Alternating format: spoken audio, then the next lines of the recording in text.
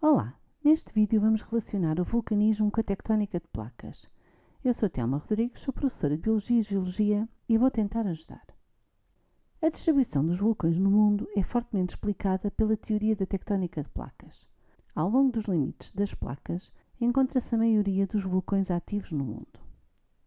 Temos aqui vulcões associados a limites divergentes, como na Islândia. Temos aqui vulcões associados a limites divergentes em regime continental. Temos aqui vulcanismo associado a limites convergentes, de uma placa oceânica com uma placa continental. E aqui temos vulcanismo associado à subducção de uma placa oceânica sobre outra placa oceânica. Contudo, existem alguns vulcões que surgem no meio das placas tectónicas. Então, podemos classificar o vulcanismo em interplaca, se a ascensão do magma ocorrer em limites divergentes e convergentes de placa, inter é entre placas, ou poderá ser intraplaca, no meio da placa, quando os magmas com origem profunda perfuram a placa e originam pontos quentes ou hotspots. No vulcanismo interplaca, nos limites divergentes, este ocorre devido ao afastamento das placas. As placas, ao afastarem-se, ocorre uma diminuição da pressão e as rochas do manto vão fundir, originando magma básico que irá ascender pelo rift, originando então vulcanismo que muitas vezes é do tipo fissural. Este vulcanismo encontra-se ao longo da dorsal médio-oceânica e é visível nos Açores e também na Islândia. Também em placas continentais pode haver a ocorrência de vulcanismo resultante do estiramento crustal. O facto da crosta estirar, há também um alívio de pressão, o que pode ocorrer então a formação de vulcões nestas regiões. Pode levar mesmo à formação de um rift e de um novo oceano. Este fenómeno é visível no rift do Vale Africano e ainda no Mar Vermelho, que responde a um estado mais avançado do estiramento crustal. Que características apresentam estes magmas e que tipo de erupções originam? Então, no vulcanismo interplaca de limites divergentes, os magmas que se formam são básicos. Formam-se então por fusão parcial de rochas do manto, que ao ascender fundem devido à diminuição de pressão. Estes magmas básicos tendem então a formar erupções efusivas. Contudo, a interação do magma com a água pode levar à ocorrência de episódios mais explosivos, daí dizermos que podem ocorrer erupções efusivas a mistas.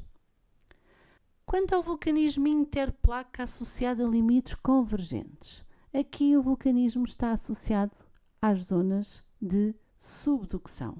Quando a placa oceânica mais densa afunda, arrasta uma grande quantidade de água, o que faz baixar o ponto de fusão das rochas. Estas, ao fundirem, originam um magma com mais sílica e com uma grande quantidade de gases dissolvidos. Quando a convergência é entre uma placa continental e uma placa oceânica, formam-se um conjunto de vulcões paralelos à fossa, denominado arco vulcânico. Os vulcões dos Andes são um bom exemplo de vulcanismo associado aos limites convergentes. Quando são duas placas oceânicas, a mais densa afunda e forma-se um conjunto de ilhas vulcânicas denominado arco vulcânico insular. Um exemplo deste tipo de vulcanismo ocorre nos arquipélagos das Filipinas e também do Japão. Que características apresentam então estes magmas e que tipo de erupções originam? Tendem a ser magmas intermédios a ácidos, pois resultam da fusão de rochas de uma placa continental e de uma placa oceânica ou de duas placas oceânicas quando colidem na presença de água. Nestes casos, o teor em sílica é mais elevado e a presença de água faz baixar o ponto de fusão das rochas, o que permite a formação de magma a condições de temperatura não tão elevadas e com uma grande quantidade de gases dissolvidos. Então, estes magmas intermédios a ácidos vão originar erupções mistas explosivas. Vendo agora o vulcanismo intraplaca associado a pontos quentes ou hotspots. Este vulcanismo ocorre em locais onde emergem plumas de magma a elevadas temperaturas, magma que tem origem no manto. Pensa-se que em zonas mais profundas, mas atualmente esta ideia está a ser um bocadinho colocada em causa. Pensa-se que não será tão profunda quanto se imaginava, mas é sem dúvida um magma básico e em elevadas temperaturas. Como as placas tectónicas se movem, no caso do vulcanismo intraplaca leva à formação de várias ilhas vulcânicas a partir de um ponto quente.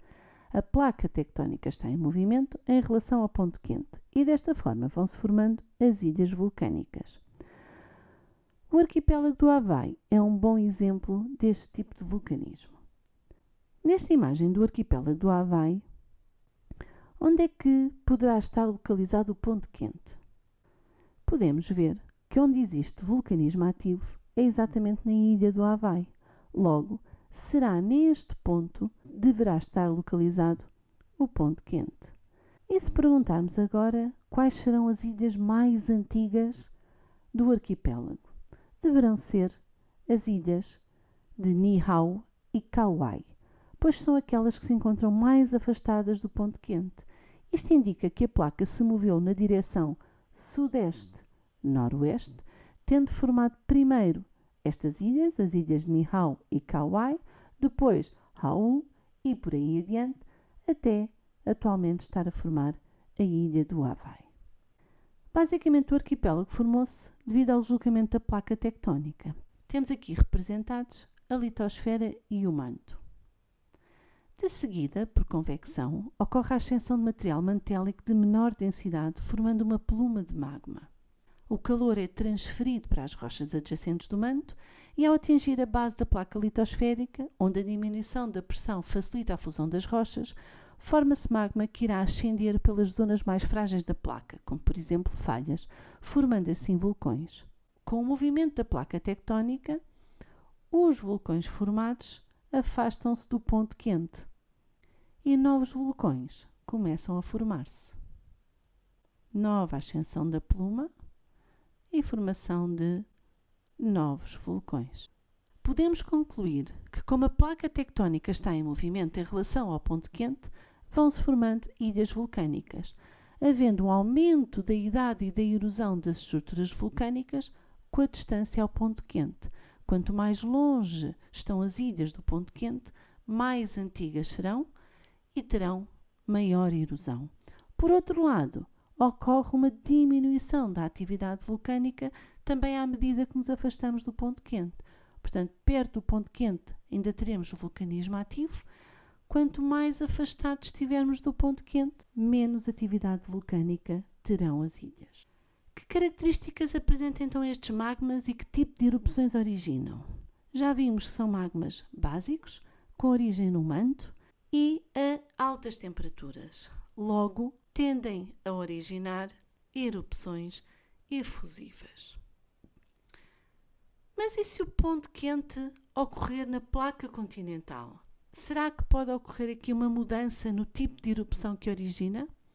Vejamos o caso de Yellowstone. Temos aqui um esquema da caldeira de Yellowstone. Nestas situações, o magma que origina o ponto quente é na mesma um magma básico, com elevadas temperaturas, mas que ao interagir com a litosfera continental vai enriquecer em sílica e originar um magma mais ácido, levando à ocorrência de episódios explosivos que intercalam com emissões de lava mais ou menos viscosa. Nestes casos, pode originar erupções mistas. Qual é a diferença agora, ou como é que nós podemos definir o que é um vulcão ativo de um vulcão inativo? Por convenção, considera-se que temos vulcanismo ativo quando no local existiram erupções nos últimos 10.000 anos. Neste caso, os cones vulcânicos estão pouco erodidos e encontram-se em contextos tectónicos que permitem a formação de magma. Pelo contrário, caso não haja registro de erupções vulcânicas nos últimos 10.000 anos, considera-se vulcanismo inativo. E é pouco provável que continuem a existir condições para a formação de magma, sendo que os cones vulcânicos evidenciam intensa erosão.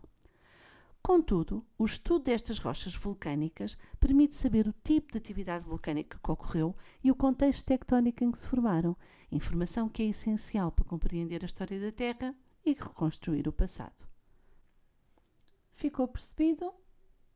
Espero que sim.